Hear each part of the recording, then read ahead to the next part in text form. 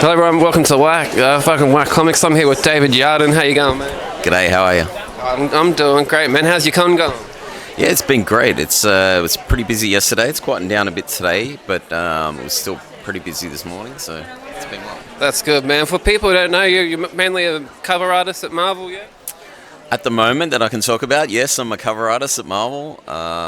This will be my 20th year at Marvel. So I started at Marvel in 2004, and I've been doing comics since 2000. I remember you did some interior work for Marvel back in the day on some A+X, and I'm pretty sure on some Thunderbolts as well, right? I did on Thunderbolts. I was doing covers. I've done a lot of X-Men related stuff for interiors early on. District X, Silver Surfer, Black Panther, X-Men.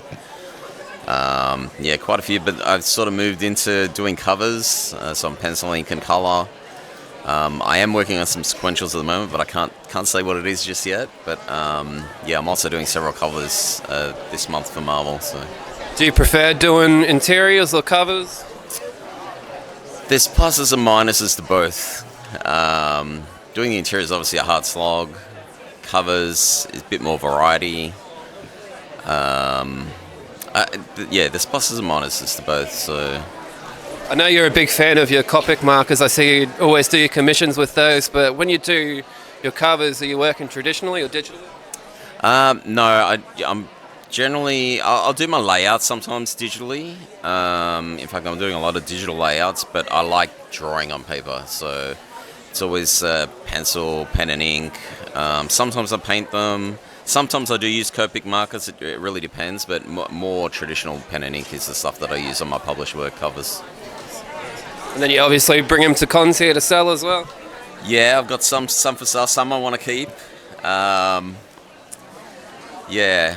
But there's a bunch of stuff we usually bring to cons, so there's some art, there's some other unique pieces, and then I do prints and stuff too. So, have you got a favourite cover that you've done recently? I was pretty happy with this one at the start, the Excalibur homage variant, which was used on Fall of the House of X.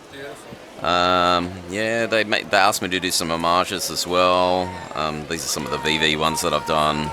It's obviously based on the Todd McFarlane cover. I was pretty happy with that Werewolf one as well, Werewolf by Night.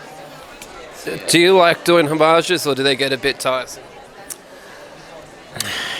It can be tiresome when they ask you to do the same cover that you're homaging, but no, they're a lot of fun because obviously some of the comics I grew up on, so there's a bit of a nostalgia thing for me as well. There's also the classic, even before my generation. They're just really cool images, and to do your own take on it's always something unique. But I love doing my own original things, especially if I can make it story related. Those covers are a bit more fun than just the pin-up. The pin-ups are cool, just having the superheroes doing cool poses and things. But if I can get into some story elements and then work in different design things, I'm always up for that kind of thing. I've got a two-part question for you. What homage have you done that you reluctantly did? It's like you didn't really want to do it, but you did it anyway. And how do you go about choosing story elements for the cover when you get the chance to do that? Well, with the homages, it's not really I'm choosing story elements because the work's already been done. I'm basing it on something else. I don't think there was one that I've actually particularly hated, but I know I've had to do, I think it was Uncanny 268, the Jim Lee Wolverine, Cap, and Black Widow. I had to do that same one twice. So, but I got to use different characters, so that was cool. Yeah, but it was unique. So I think the first time I sort of had to swap Cyclops and put him where the Black Widow was, so it was kind of a bit different, changing the male and female aspect. The second time around was a bit more of the 90s X-Men sort of characters on that one. So they were both cool, but yeah, it was like, oh, you're asking me again to homage this cover? And what about the story elements? When you're doing a cover just for story purposes, you're trying to find what's the main thing you'll look for to draw inspiration for the cover? Well, like with the covers, it's a case of you have to give enough that there's a hook that makes somebody want to pick up the book off the shelf, but you also don't want to give away the story. You don't want to have too many spoilers. Like I got to do a lot of story stuff with X Factor, so often I was working so far ahead of the regular interior artist and coming up with story elements. Sometimes they'd give me the script, other times it would just be me and the editor talking. You know, he would give me a brief on what to do and sort of tell me, okay, these are the things that are happening, and I could pick multiple things, or I could come up with something new. And it was really a combination. Sometimes I was doing something strictly that he wanted to do, other times it was me coming up with stuff, other times it was searching through the script and trying to find something in there that I could use. Yeah, but usually when we do covers, we do several layouts and we hand them in. So for just about every cover, maybe it would be a bit of each.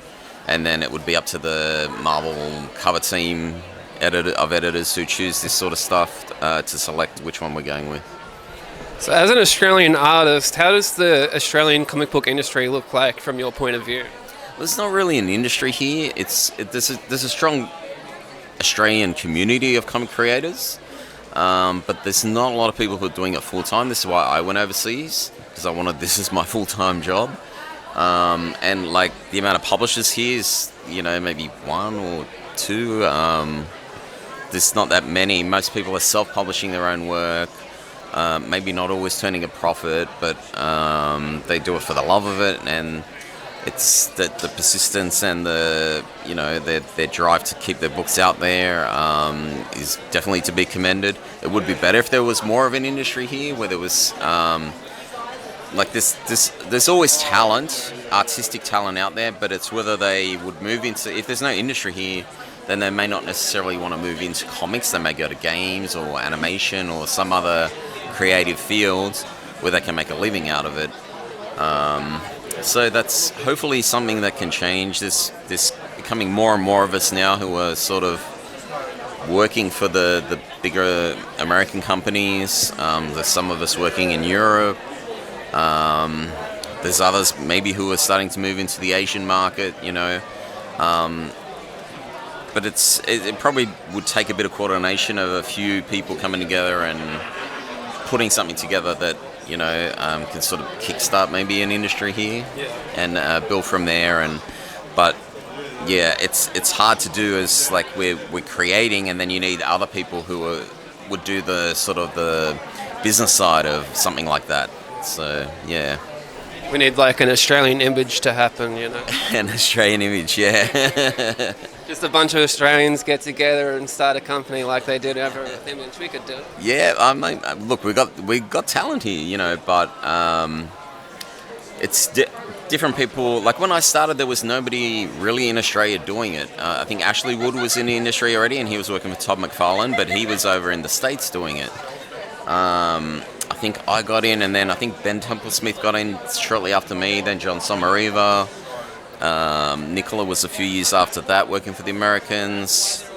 But now, you know, there's a few more people starting out. Our friend Daniel Pucciotto, he just got into Marvel now.